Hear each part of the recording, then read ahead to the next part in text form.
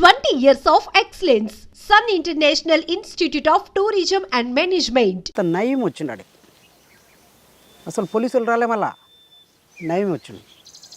వచ్చేసి మేము ఇద్దరం ఒకటే సైజు ఉన్నాం సార్, చిన్నగా ఉన్నాం మేము. ఒక హైట్ లేము, లావు లేము, వానికి అంత క్యాజువల్ చేయడానికి పోయిన నయం. ఇట్లా చెయ్యి దగ్గరకు వచ్చేసింది సార్. కార్లో నుంచి దిగి చెయ్యి దగ్గర పెట్టాడు. చెలో తీసి చెట్లలో దుంకి ఏకే లోడ్ చేసినాం, వెళ్ళిపోయింది పని.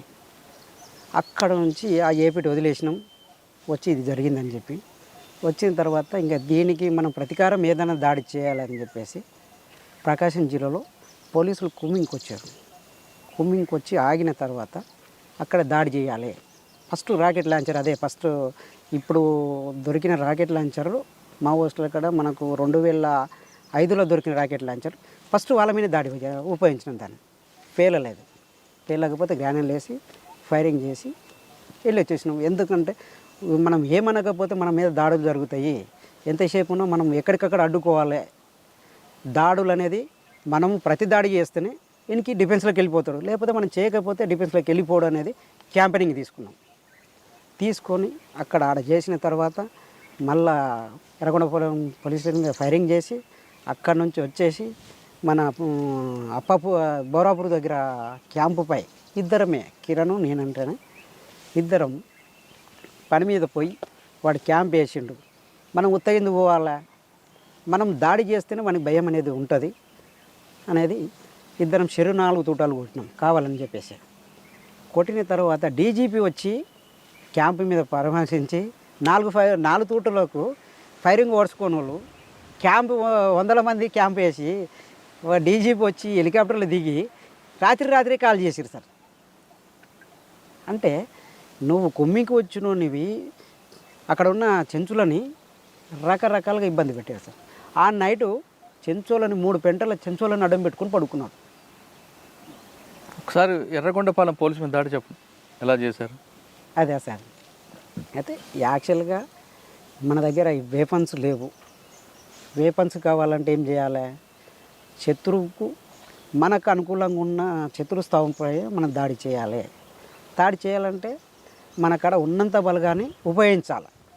మన దగ్గర ఉన్న వేపన్స్ అన్నీ ఉపయోగించి కంట్రోల్గా తెచ్చుకోవాలి అనే ఆలోచన చేసినప్పుడు దాన్ని చేసే ముందులో రిహార్సల్ చేసి క్యాంపు టీంలు ఏ టీం ఏ దాడి చేయాలి, ఏ టైంలో ఏ టీం సపోర్ట్గా ఉండాలి అనేది దాన్ని ప్రిపేర్ చేసి ఆ స్టేషను 2-3 ఎన్కౌంటర్లకు బాధ్యత వహించిన ఆ పోలీస్ స్టేషన్లో ఉన్న ఆఫీసర్స్. అయితే ఇది ఎప్పటికైనా మనకు ప్రమాదకరమే, ప్లస్ ఆయుధాలు కావాలి మనకు. దీన్ని ఏదో రకంగా శత్రువుని డిఫెన్స్లోకి నెట్టాలి అనే ఆలోచనతోటి పార్టీ పిలుపునిచ్చింది. పిలుపును అనుకూలంగా దాడి చేయాల్సి వచ్చేసింది. ఎన్ని గంటలకు చేశారు? అది సాయంత్రం 6:30 అయింది సార్. సక్సెస్ అయ్యారా? అంటే మొత్తం కాలేకపోయినాం. ఆతల వైపు సగం తీయగలిగినాం కానీ మొత్తం పూర్తిలో చేయలేకపోయినాం. అప్పుడు ఎవరు మీకు ఎస్పీ అప్పుడు ఉండేవారు? ఎర్రగొండపాలెం ప్రకాశం అంటే అప్పుడు రెడ్డి ఉండే సార్. ఏం పేరు ఉండే, అతని పేరు మైపాల్ రెడ్డి ఏదో ఉండే సార్. అదే అయితే యాదికి లేదు. మనము మన ఈ ఏరియాలో ఎవరు ఉన్నారని చెప్పగలుగుతాం, కానీ మనం అవసరానికి పోయి వచ్చేది. అని Yerragondapalem rocket launcher first time పేల్చారు, పోలీస్ స్టేషన్ మీద అటాక్. తర్వాత ఎక్కడ మరి మీరు చేసిన కార్యక్రమాలు ఏంటి? నాది టోటల్గా మాబ్నార్ సార్, ఎక్కువ సార్. నేను తిరిగిది ఆర్గనైజర్ కానీ నా ప్లాటును తిరగడం కానీ ఇక్కడ ఉన్న చెంచుల సమస్యల మీద మెయిన్. అక్కడ ఆర్థికంగా వాళ్ళకి ఎలాంటి ప్రోత్సాహం ఐటీడీ కానీ గవర్నమెంట్ కానీ ఎలాంటి ప్రోత్సాహాలు లేవు సార్. అలా ఎంతసేపు ఉన్నా వాళ్ళ జ్వరాలు వచ్చి చనిపోయినా కానీ పట్టించుకున్న నాదుడు లేడు. అప్పట్లో ఏంటంటే ప్రత్యేకంగా చెంచులని ఎట్లా రక్షించాలి, మనము వాళ్ళతోటి ఎట్లా వ్యవసాయం చేపియాలా. ఈ బయట నుంచి వచ్చిన వ్యక్తులు సారాయికి బానిసలను చేసి వాళ్ళ దగ్గర ఉన్న మేక పిల్లలు ఉన్న వాళ్ళు చెట్టు బంకలు తెచ్చినా ఏర్లు తెచ్చినా ఏం తెచ్చినా వాళ్ళకి సారాయి పోచడం, వాళ్ళకి ఎలాంటి తిండి లేకుండా బయట నుంచి గ్రామాల నుంచి సారాయి తీసుకొచ్చి పోసి అన్ని ప్రతి వస్తువు తీసుకుపోతున్నారు. ఇది కాదు పరిస్థితి. మనం దగ్గరుండి పార్టీ క్యాంపెయినింగ్ మనం వీళ్ళకి వ్యవసాయం నేర్పాలి, సారాయిని ఫస్ట్ అడ్డుకోవాలి. మనము దీని మద్యపాన నిషేధాన్ని ఖచ్చితంగా మనము దీన్ని పటిష్టంగా చేయాలి. గ్రామాలైనా సరే, ఇక్కడ ఆదివాసుల కోసానికైనా సరే, ఎక్కడైనా సరే మనం ప్రత్యేకంగా దీని మీద మనము దృష్టి పెడితేనే ప్రజలు సంసారం మీద కానీ వాళ్ళ తిండి ఆహారం మీద ఆకలి అనేది ఇవన్నీ కూడా మీరు చేశాం. సక్సెస్ అయ్యారా? అయ్యాం సార్, 90% అయినట్టే. ఎందుకంటే అప్పట్లో సారాయి మీద ఎలాంటి ఏ గవర్నమెంట్ కానీ మద్యపానం మీద కానీ ఇప్పటివరకు గిట బ్రాండ్ షాపులు పెడుతున్నారు సార్. ఎవరి కోసానికి పెడుతున్నారు? ఎవరు దాగి సావాలని?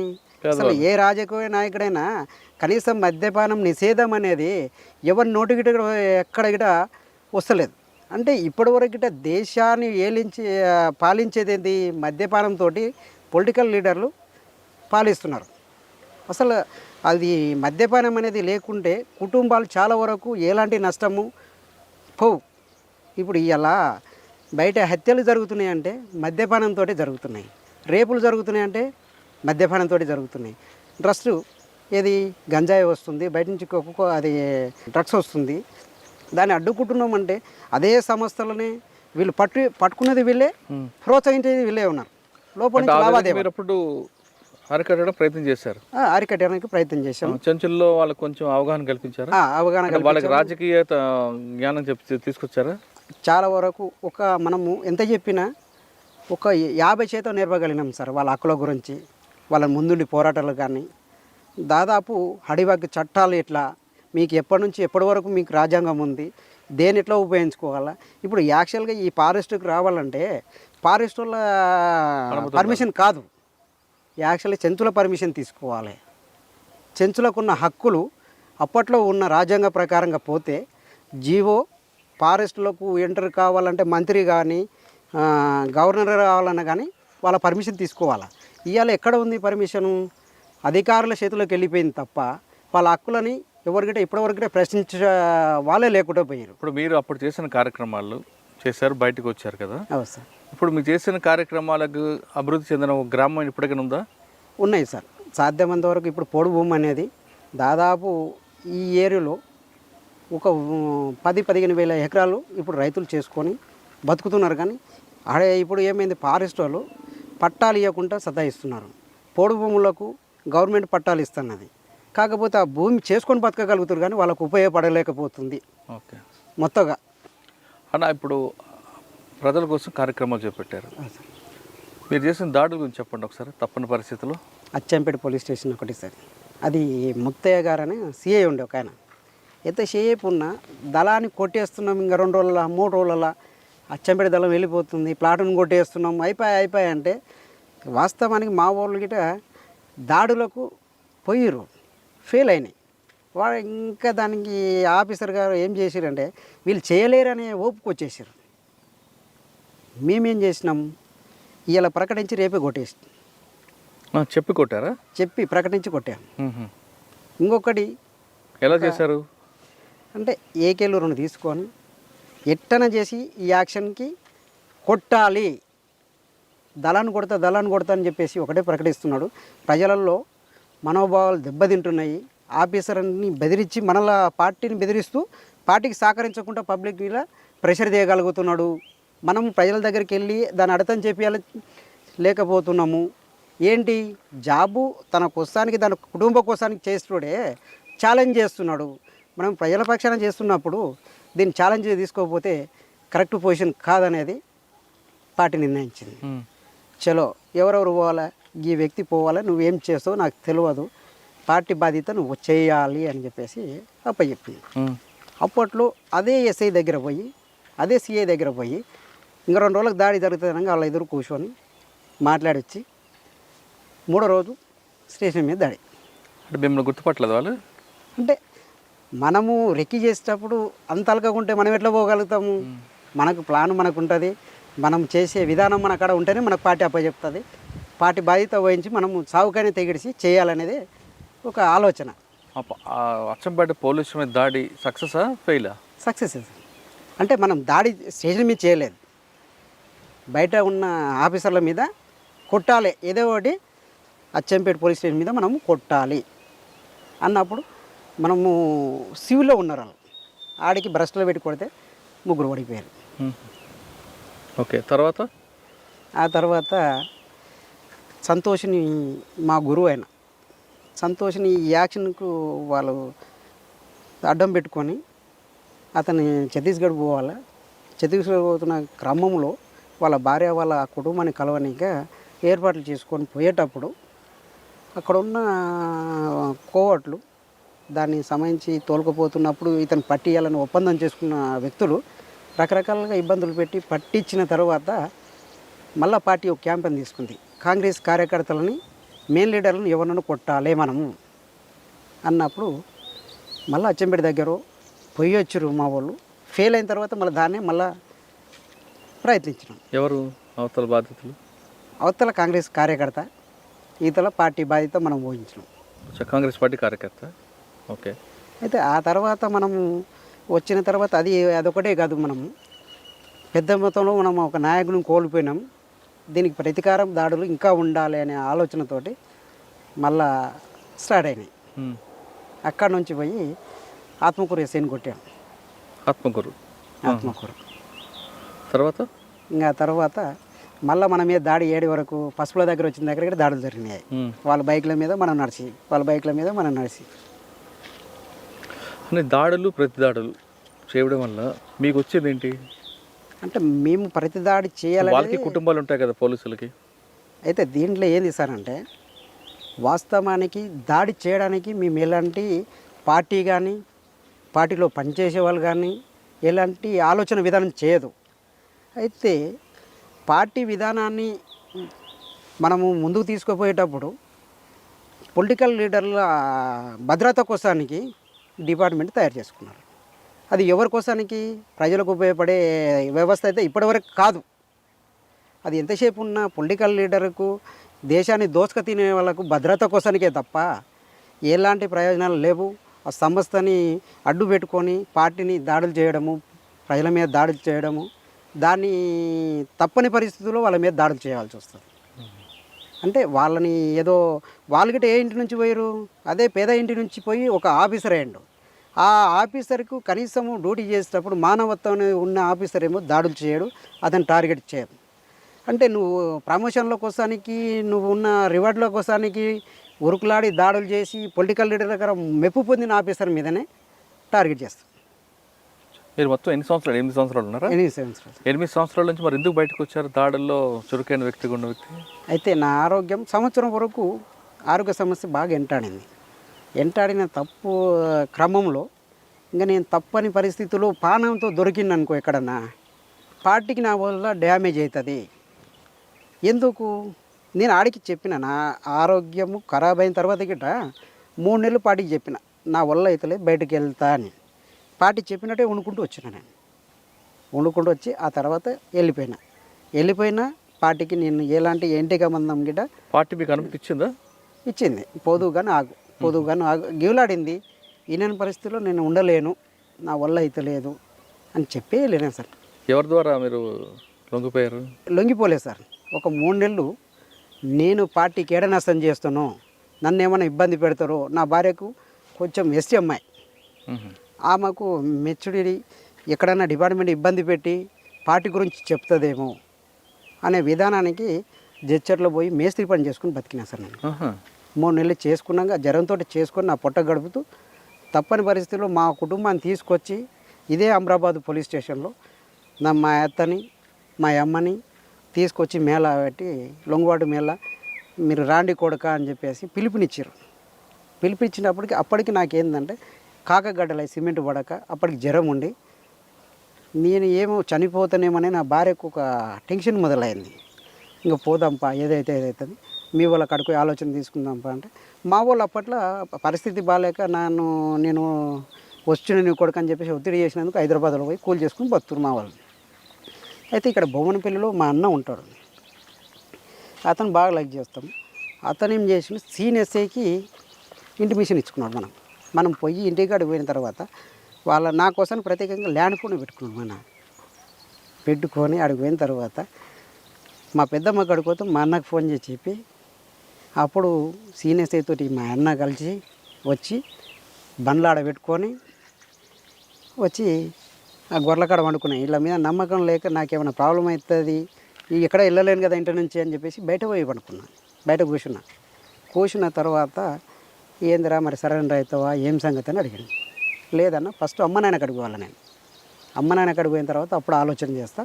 చలో అమ్మ నాయన ఏడ చేస్తారు, ఆయన హోమ్ మినిస్టర్ ఇంట్లో నాయన పని చేస్తున్నాడు. ఇది గోడను నీళ్ళు పట్టాల.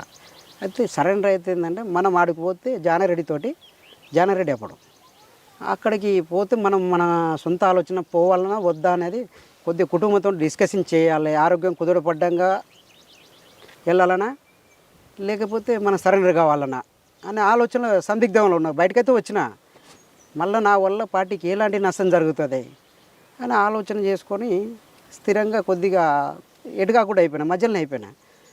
ఈయన పట్టించిన తర్వాత నైట్ 1 గంటలకు పోయి అరే బండి ఉంది మా అమ్మ నాయన అక్కడికి పోదాం హైదరాబాదు. అమ్మ ఎడ ఉంది, నేను వస్తా సరెండర్ అయ్యేటప్పుడు పోతా ఇంకా ఇలా మా పెద్దమ్మ వాళ్ళ ఇంటికి పోతా.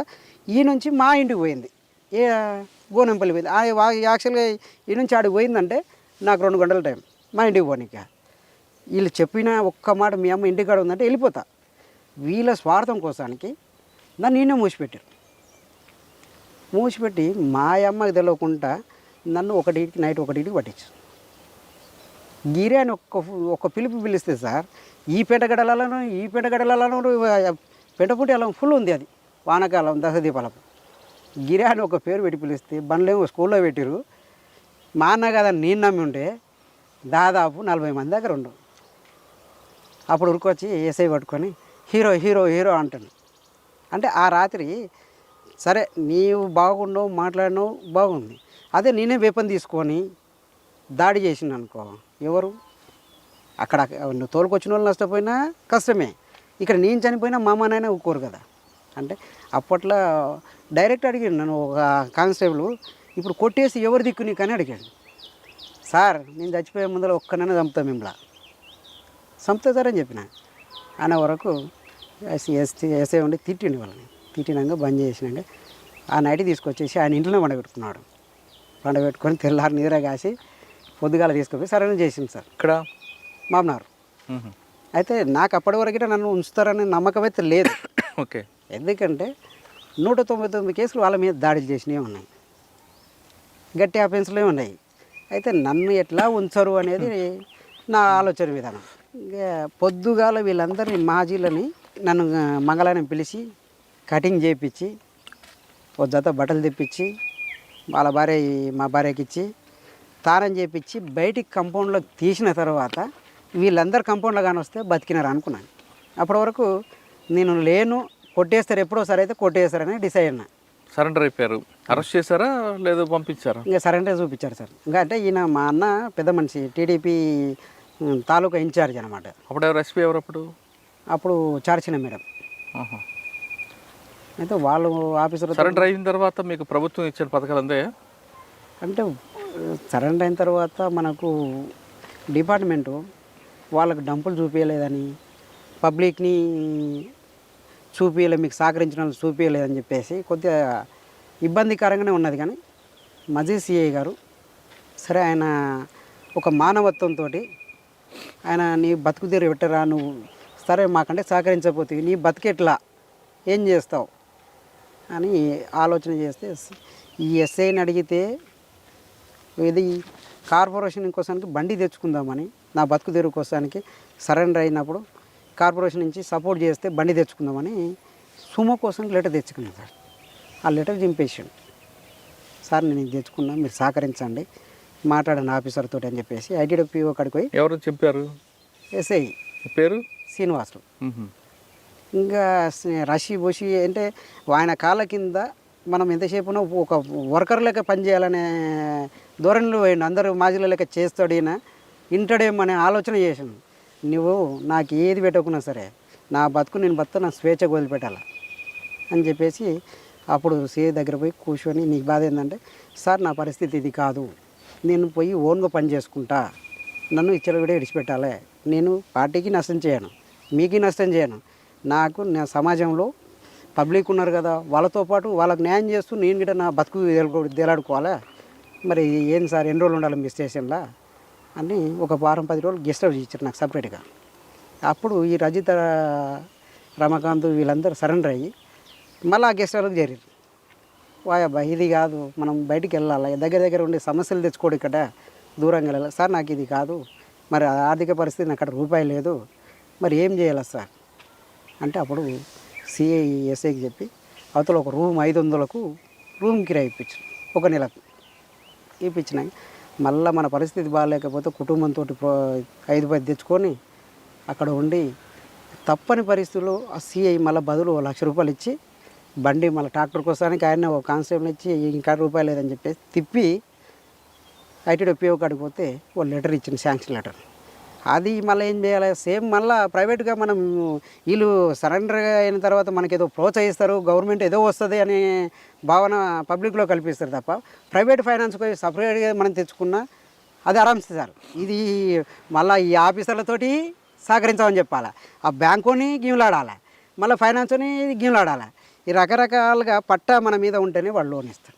అట్లా లాస్ట్కు తిరిగి తిరిగి తిరిగి మా అత్తగారి భూమి మా మామ పేరు మీద ఉంటే దాన్ని ఏం చేసిండు, మా బామ్మడిది పెద్ద బామ్మడిది తప్పదు, ఈయన పట్ట చేసుకుంటే ఈయనకే పోతుందేమో అనే అపోహలు వాళ్ళకి నేర్పారు. అయితే అతను ఏం చేసిండు, ఒక బుక్ తయారు చేసి బ్యాంకులు ఇచ్చిండు. బ్యాంకులు ఇచ్చి తిరగంగా తిరిగి ఆయన మసీ సరే తిట్టిండు, మీ బామ్మడిది మీ చెల్లెనే కదా 10 మందిలో బతుకుతున్నాడు, ఎట్లా మీరు పొలిటికల్గా ఆయన టార్గెట్ చేయడం ఇప్పుడు కాదు, దూరంగా ఉన్నప్పుడు పార్టీలో ఉన్నప్పుడు టార్గెట్ ఇవ్వం, కానీ పబ్లిక్లోకి వచ్చినప్పుడు మీరు అందరూ సహకరిస్తేనే వాళ్ళు బతుకుతేనే మీకు ట్రాక్టర్ లోన్ వచ్చింది. అప్పుడు గవర్నమెంట్ లోన్ ఇచ్చింది, ఏది ఎస్బీఐ బ్యాంక్లో లోన్ ఇచ్చింది. అవి ఇచ్చిన తర్వాత కడుతూ పోయినా ఎంత పోయినా కానీ మనకు వచ్చిన 200-300 వస్తే మనము మితికిదిగా పోతుంది. అది లాస్ట్లో కట్టంగా 270కి బండి మనకు తెలియకుండా గుంజుకుపోయారు ఎవరు, బ్యాంకు వాళ్ళు. ఇంకా దేవుడు అని చెప్పేసి మళ్ళీ ప్రైవేట్ ఫైనాన్స్లో పోయి ఇప్పుడు ఏం చేస్తున్నారు మరి? ఇప్పుడు ప్రస్తుతానికి ట్రాక్టర్ ఉంది సార్, ట్రాక్టర్ నడుపుకుంటున్నారు. ట్రాక్టర్ ఈ మధ్యకాలంలో నయీం అనే వ్యక్తి ఎప్పుడు మీకు ఎదురయ్యాడు? ఒక్కసారి మీకు మిస్ అయ్యాడు అక్కడ ఏపీటీలో. అయితే 3 సార్లు మిస్ అయినాను సార్. అయితే ఈడ మన పరాబాద్ కోట అని చెప్పేసి ఈ శేషన్ అని మునలూరు అంటాడు, అతను బొంత పార్వతమ్మ అని బొంత లింగమయ్య అని చనిపోయాడు పార్టీలో. పార్వతమ్మల చెల్లెని శేషయ్య చేసుకున్నాడు. అయితే వీళ్ళు ఏంటంటే అప్పుడు ఆర్థిక పరిస్థితి బాగాలేదనే విధానం కాదు, అది టూరిజంలో నయం ఇతను పెట్టించిండు అక్కడ. అంటే శేషన్ అని. అయితే దాని విషయం ఎలా ఏమైంది సార్ అంటే పార్టీకి చెందిన వ్యక్తిగత ఆడపిల్ల అంటే ఎలాంటి ఎక్స్పోజింగ్ చేయొద్దు, మనము ఇబ్బంది పెట్టవద్దు అనే ఆలోచన విధానంలో అతను ఏమనలేదు, మేము హెచ్చరించేది కానీ ఏమనలేదు. అయితే ఆడ ఏపిటి ఉంటే నయం స్మార్ట్గా తయారయ్యారు. అంతవరకు జుంపాలు ఉండేది సార్. ఆ వచ్చిన టైంలో నీట్గా కట్ చేసుకున్నాడు, హాయిగా ఉన్నాడు, ఒక టూరిస్ట్ లెక్క ఉన్నాడు అన్నమాట. అయితే పోతుంటే తిరుగుతుంటే అయితే యాక్చువల్గా నేనేంది ఈ వ్యక్తి ఓడబ్బా కొత్తగా వచ్చిండు, ఎప్పుడైనా గడ్డం కానీ ఏదైనా మాస్క్ కానీ ఉండేది, ఆ రోజు మాస్క్ లేదు, నెత్తి లేదు, ఏదో ఒక పొలిటికల్ లీడర్ లేక తిరుగుతున్నాడు. ఏందబ్బా అని చెప్పేసి కిరణ్ అనే పిల్లగాడు అతను అబ్జర్వేషన్ చేసిండు. అయితే టార్గెట్ ఏంటంటే మేమిద్దరం బయటికి వెళ్తాం, అలా ఆయనను కొట్టేయద్దు, పానంతుకు దొరకాలి మేము, వాళ్ళ ఆలోచన విధానం. అయితే ఆ పిల్లాడు అంతకంటే ముందే చెప్పిండు, ఆడికి వస్తుండే ఖచ్చితంగా జాగ్రత్త అని చెప్పేసి చెప్పాను. నేనేం చేసిన ఇక తిరుగుతా దగ్గరకు వచ్చేసాను సార్. ఇట్లా నేను పోతుంటే సింపుల్గా లుంగి కట్టుకొని పోతుంటే వచ్చేసి దగ్గరికి వచ్చి రిటర్న్ అనుకోనికి పోయాను. మళ్ళా చేలో వెళ్ళిపోయినా, వేపన్ లేదు నా దగ్గర. వెళ్ళిపోయిన తర్వాత మళ్ళీ నయం పలానా వ్యక్తి అని చెప్పేసి అతను తీసుకొచ్చి ఇంటర్గేషన్ చేసినాక నేను చేస్తలేను, ఆయన ఎవరో తెలియదు అని చెప్పేసి చేసిన మాట్లాడండి. అక్కడ నుంచి ఎలగొట్టిన తర్వాత వచ్చేసి మళ్ళీ 3 నెలల్లో సేమ్ అదే పని చేసాను. తప్పని పరిస్థితిలో కొట్టినాం మేము. కొట్టిన తర్వాత మందలు ఇచ్చిన తర్వాత మళ్ళీ టోటల్గా నయం దగ్గరికి వెళ్ళిపోయాను. ఇక చేశాను. అట్లా జరిగింది సార్ అది. ఓకే, ఇప్పుడు చివరిగా ప్రశ్న చెప్పండి. నల్లమల్లలో ఒకప్పుడు వెళ్ళారు, పనిచేశారు, వచ్చారు, ట్రాక్టర్తో జీవితం నడుపుతున్నారు కదా సార్. మీ పరిస్థితి ఎలాగుంది, కుటుంబ ఆర్థిక పరిస్థితి? సాధారణంగా మాజీ మావోయిస్టులు అంటే సెటిల్మెంట్ చేసుకుంటూ బతుకుతారని ఒక అపోహ ఉంది బయట. మీరు ఆ సెటిల్మెంట్ చేస్తున్నారా, లేదు ప్రశాంత జీవితం కొనసాగిస్తున్నారా? సార్ ఇప్పటివరకైనా నా పద్ధతి ఏంటంటే పార్టీ నేర్పింది ఒక్క ప్రజాస్వామ్యంలో ఒక వ్యక్తిని గౌరవిస్తూ వాళ్ళకున్న సమస్యను కానీ మనకున్న సమస్యను కానీ ఆర్థిక లావాదేవీలు కాకుండా ఒక ప్రేమతో ఎలా చేయించుకోవాలనేది నేను పార్టీ దగ్గర నేర్చుకున్న విధానం సార్ నాకు. ఇప్పటివరకు నేను ఆర్థిక పరిస్థితి లావాదేవీల కోసానికి నేను ఇయ్యాలని కాదు, ఇంకా ఎప్పటికీ నేను చచ్చేంత వరకు నేను ఆశించన్నది. నాకు కావాల్సింది ఏంటంటే వ్యక్తులు కావాలి, అలా ప్రేమ కావాలి నాకు తప్ప నేను ఎలాంటి సెటిల్మెంట్ కానీ వాళ్ళ దగ్గర లావాదేవీలు ఏమైనా వస్తాయా అనేది ఎప్పటికంటే నేను భావించలేదు సార్. ఇప్పటివరకు నాకు ఆ పార్టీ ఏదైతే నేర్పిందో దాని మీదే నేను కట్టుబడి ఉన్నా. ఇప్పటికైనా నేను ఎలాంటి రాజకీయ నాయకులు పిలిచినా ప్రజల ఆ గేరీలో కానీ ఆ చుట్టుపక్కల ఏ సమస్య ఉందో ఆ సమస్య మీద డైరెక్ట్ పోరాడతా, నేను డైరెక్టే మాట్లాడతా. వాళ్ళు కోపం పెట్టుకుంటున్నా మీద కానీ నేను ఎన్నడిగిట దానికి లొంగను. నేను ఎంతసేపునో ఇప్పటికే నేను చనిపోయేంత వరకు నేను ఎప్పటికిట నేనున్న ఏరియాలో నా కాడికి అన్న వచ్చిన వారికి ఎలాంటి సమస్య ఉన్నా ఎదురుపడతా సార్. పార్టీకి దూరమైన ప్రజల సమస్యల పోరాటాలు మాత్రం ముందే ఉండాలంటున్నాడు సాగర్ అలియాస్ బాలన్న. పార్టీ నేర్పిన క్రమశిక్షణ, పార్టీ నేర్పిన సిద్ధాంతం దానికి ఇప్పుడు నరాన ఉంది. నేను దూరంగా ఉండొచ్చు కానీ ప్రజల సమస్యలకు ఎక్కడొచ్చినా ఎప్పుడు నిరంతరం అందుబాటులో ఉంటారంటూ చెప్తున్నారు. సాధారణంగా మాజీ మావోయిస్టులు అనగానే సెటిల్మెంట్ చేసుకుంటూ బాగా సెటిల్ అవుతారని ఒక అపోహ నుండి ఇప్పుడు మనం చూస్తున్న మాజీ మావోయిస్టులు అందరూ కూడా సాధారణ జీవితం గడుపుతున్నారు. వీళ్ళు ప్రజల కోసం పనిచేశారు కానీ ఇప్పుడు వాళ్ళ జీవన విధానం చూస్తుంటే చాలా చెప్పకూడని పరిస్థితుల్లో ఆర్థిక ఇబ్బందులు ఎదుర్కొంటున్నారు. కాబట్టి మాజీ మావోయిస్టులు అనగానే ఒక అపోహ నుంచి బయటికి రండి అంటూ ఈ ఇంటర్వ్యూ యొక్క ముఖ్య ఉద్దేశం. మరి ఇంకొక ఇంటర్వ్యూలో మళ్ళీ కలుద్దాం. అంతవరకు నమస్తే, థ్యాంక్ యూ అండ్ నమస్తే అన్న, థ్యాంక్ యూ.